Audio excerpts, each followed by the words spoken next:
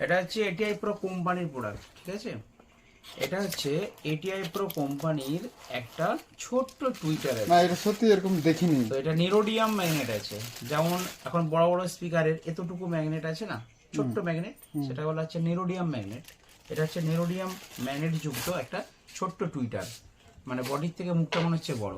তো এই ছোট টুইটার মানে ওজন একদম খুব কম।